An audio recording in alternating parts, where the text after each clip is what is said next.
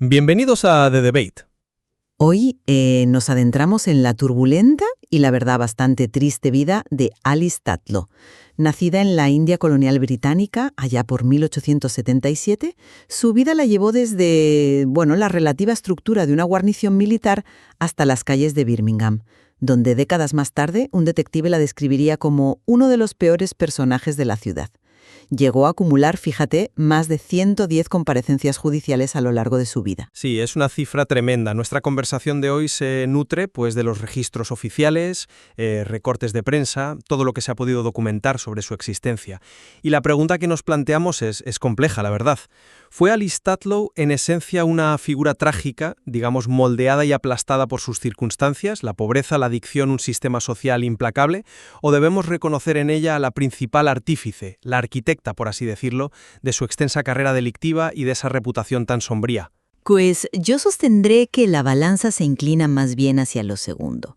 A ver, si bien no podemos negar para nada la dureza de su entorno, argumentaré que la persistencia a lo largo de décadas, la naturaleza de sus delitos y ciertos detalles de su comportamiento revelan una agencia personal y una responsabilidad individual, pues, significativas en el rumbo que tomó su vida. Y yo, por el contrario, defenderé la perspectiva, opuesta. Argumentaré que su vida estuvo marcada de manera indeleble, casi sellada, por factores externos que la superaron. Una transición cultural y social traumática en un momento clave de su vida, la caída en la pobreza, una adicción que parece haber sido devastadora y sobre todo la ausencia total de redes de apoyo efectivas en una época que, se centraba básicamente en el castigo y no en la rehabilitación o la ayuda. De acuerdo, pues empezaré entonces trazando mi visión.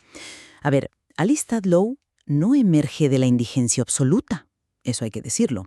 Nace en Jhansi, India, en 1877, hija de un sargento armero del ejército británico, John Tatlow. Esto le otorga, un punto de partida dentro de la estructura del imperio, un entorno militar ordenado que continúa luego en Aldershot. Sin embargo, la adolescencia marca un quiebre. El censo de 1891 la ubica en Lower Tower Street, Birmingham. Y esto es un cambio radical hacia un suburbio industrial, denso, empobrecido. Es revelador además que su madre figure como cabeza de familia, lo que sugiere la posible ausencia del padre en este periodo tan crítico. Este choque cultural, esta posible fractura familiar, sin duda la hacen vulnerable. Tras un vacío en los registros, reaparece en 1901 en Avery Street, usando el posible alias de Violet Beardsmore. Y es significativo que la traten en la enfermería por un estado de angustia, en lugar de castigarla directamente, lo que ya apunta a una crisis temprana y quizás a las duras realidades del servicio doméstico para las mujeres jóvenes de la época. A partir de ahí, la caída se acelera. En 1904 es testigo de violencia callejera. Ese mismo año, su nombre entra en la lista negra oficial de bebedores habituales de Birmingham, un reconocimiento público de su alcoholismo crónico. La desesperación la lleva a un intento de suicidio en una celda policial en Mulgrew Street, también en 1904. Años más tarde, en 1913, la encontramos claramente explotada por un proxeneta, un tal Arthur Franklin. La impotencia del sistema queda patente cuando, en 1914, Franklin la agrede violentamente. Y pese a los testimonios, es absuelto. Un segundo intento de suicidio, esta vez público en la estación de New Street en 1914, coincide con la pérdida de su hermano Robert, lo que sugiere un profundo dolor y, posible crisis de salud mental. Todo esto, claro, se desarrolla en un contexto histórico sin mecanismos de ayuda para la adicción o la salud mental. El sistema victoriano y eduardiano ofrecía principalmente castigo, trabajos forzados, prisión. Sus más de 110 comparecencias son testimonio de ello. Visto así, su trayectoria parecía una consecuencia casi inevitable de fuerzas externas. Aquí es donde veo las cosas de manera distinta. Reconozco plenamente las dificultades extremas que enfrentó esa transición brutal y la falta de apoyo son innegables, por supuesto. Pero atribuir toda su larga trayectoria delictiva únicamente a esas circunstancias me parece que simplifica una vida que fue compleja y sobre todo ignora la persistencia de ciertas, llamémoslas elecciones. Nacer en una familia militar, aunque no fuera garantía de nada, sí le dio un origen diferente al de muchos en los barrios más pobres. Sin embargo, su vida adulta se caracterizó por un patrón delictivo constante y prolongado. Hablamos de más de 110 comparecencias judiciales. Ya en 1918 tenía 82 condenas documentadas.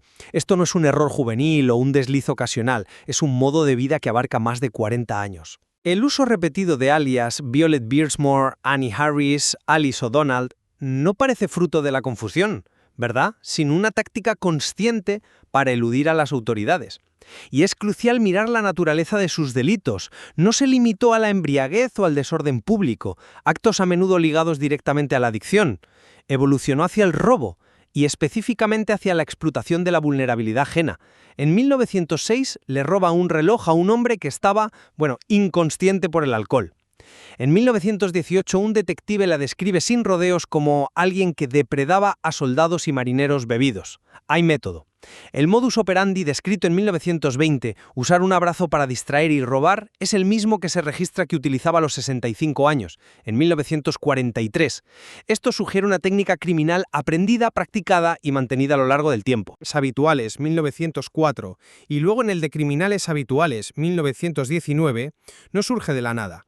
Refleja una percepción basada en décadas de actos documentados, y hay detalles que sugieren agencia e incluso desafío.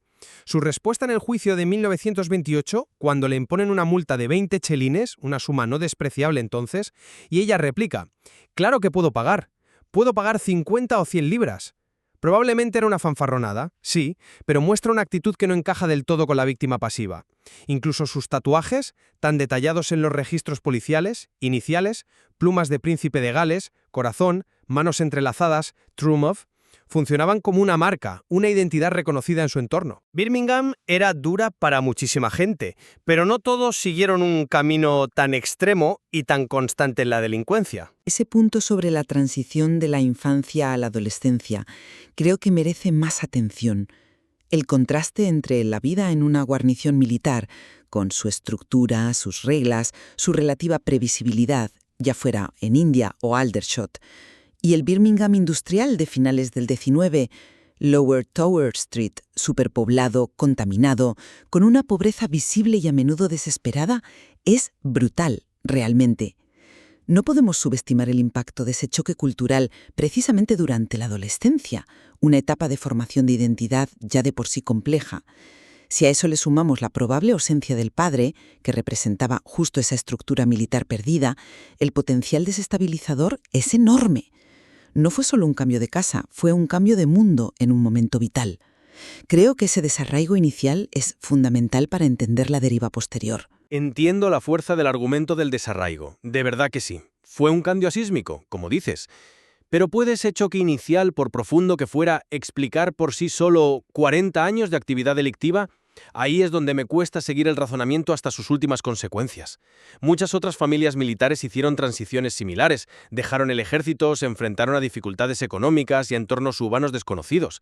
Y aunque sin duda hubo dificultades, no todos sus hijos acabaron con más de 100 visitas al juzgado.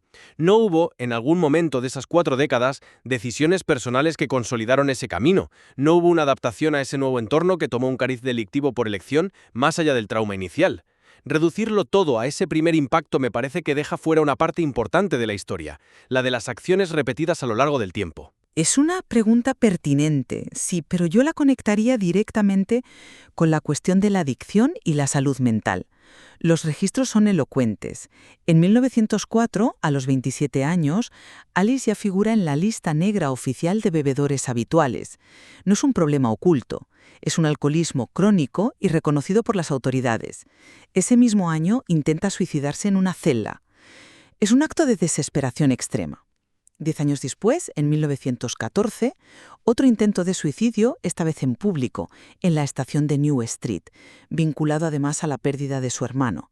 Estos no son detalles menores, son indicadores potentísimos de un sufrimiento psíquico y emocional profundo.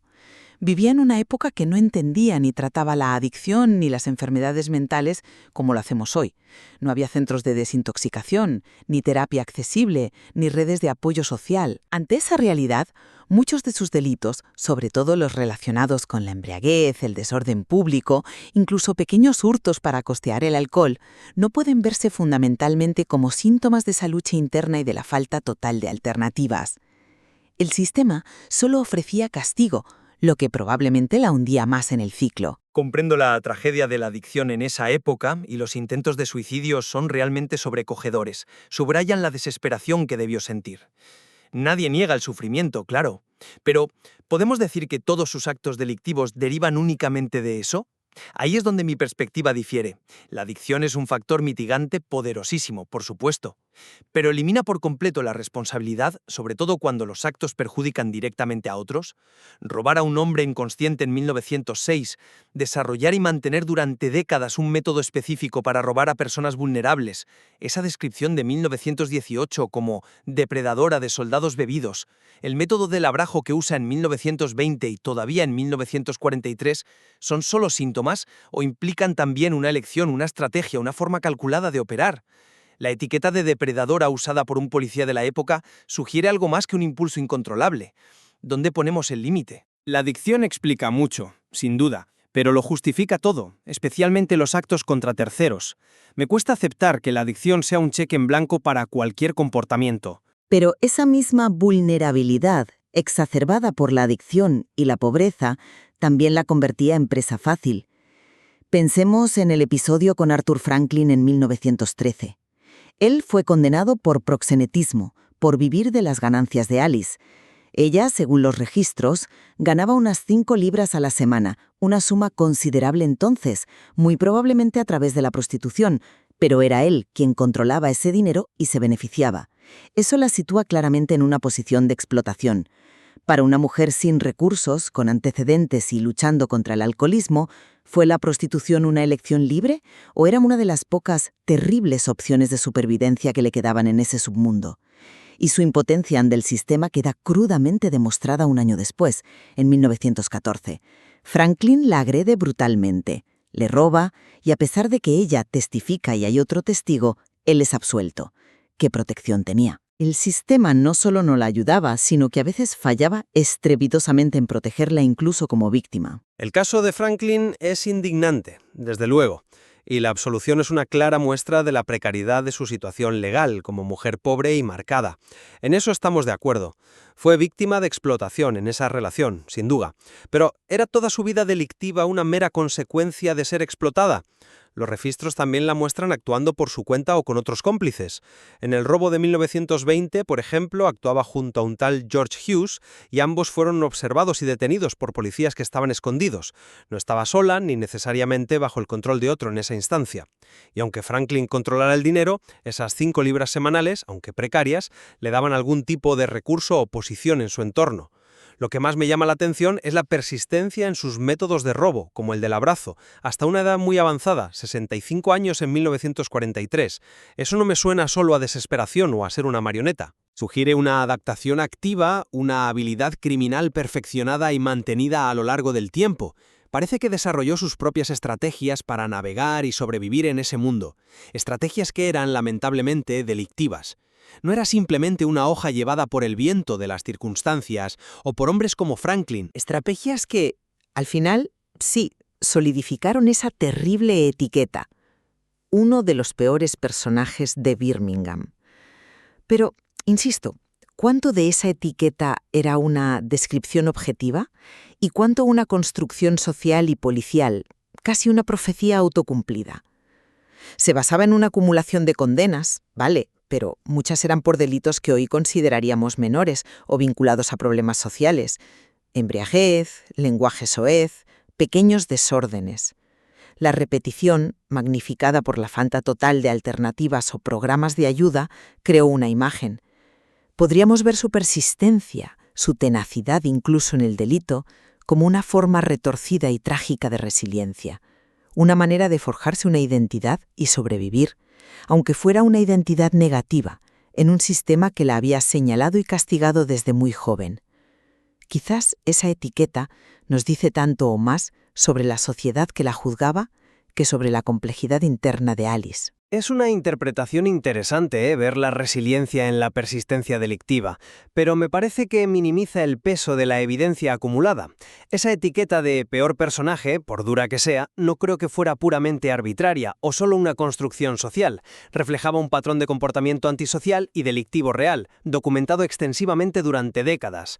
Más de 100 comparecencias no son un accidente estadístico, vamos. Y no eran solo delitos menores, incluían robos y, según la policía, una conducta que calificaron de depredadora. Su actitud a veces desafiante, como esa bravuconada en el tribunal en 1928, y sobre todo la consistencia de sus métodos criminales a lo largo de tantísimos años, sugieren que su identidad también se forjó activamente a través de sus propias acciones y elecciones repetidas. No fue solo algo impuesto desde fuera. Las minuciosas descripciones físicas y el registro detallado de sus tatuajes en los archivos policiales desde 1904 la marcan como una figura conocida por las autoridades por sus propios actos, no solo como un símbolo abstracto del fracaso social. Sus acciones tuvieron consecuencias y contribuyeron, claro está, a esa reputación. Parece una ilustración trágica de cómo un punto de partida que no era el peor, una familia militar, pudo torcerse de forma tan dramática por una tormenta perfecta. El choque cultural y social al llegar a Birmingham, la caída en la pobreza, una adicción severa sin tratamiento posible, la falta absoluta de apoyo institucional y la vulnerabilidad particular de ser mujer en esas condiciones a principios del siglo XX. Las circunstancias adversas, acumuladas y sin válvulas de escape, parecen haber desempeñado un papel tan abrumador que casi determinaron su destino final. Y yo, resumiendo mi perspectiva, reconozco sin reservas la dureza extrema de esas circunstancias. Moldearon su vida de manera profunda, sin duda alguna. Pero no podemos, creo yo, pasar por alto la asombrosa constancia de sus actos delictivos durante más de 4 décadas. Su adaptación y persistencia en métodos criminales específicos y las descripciones contemporáneas de su carácter y comportamiento por parte de quienes la trataron oficialmente apuntan a que sus propias decisiones, repetidas a lo largo del tiempo, y ciertos rasgos de su personalidad también fueron factores cruciales y activos en la construcción de esa larga y notoria historia criminal. No fue solo una víctima pasiva de su entorno, eso creo. Podemos reconstruir a partir de estos fragmentos registros de nacimiento, censos, notas policiales, artículos de prensa, sentencias judiciales. Desde la India imperial hasta su última aparición conocida en un tribunal de Londres en 1943, nos enfrenta a la incomodidad de los juicios fáciles, ¿no? Nos obliga a cuestionar las narrativas simplistas sobre el crimen, la pobreza y la responsabilidad individual. Exactamente. ¿Dónde se traza la línea? ¿Cómo ponderamos la influencia innegable de un entorno hostil y la carga de la agencia personal, por limitada que está fuera? Su vida es un tapiz complejo de traslados, crisis profundas, actos delictivos, momentos de victimización clara y también de aparente desafío. Deja abiertas preguntas fundamentales sobre cómo navegamos la adversidad extrema y cómo funciona el juicio social, especialmente en retrospectiva histórica. Sí, lo que nos ofrece el material surrealista Tlö es una ventana fascinante, aunque necesariamente incompleta, a un mundo y a una vida atravesados por contradicciones. Nos invita a ir más allá de las etiquetas fáciles y a reflexionar sobre la complejidad de interpretar el pasado y a sus protagonistas, sobre todo aquellos cuyas vidas, como la de Alice, pues desafían una explicación única y sencilla.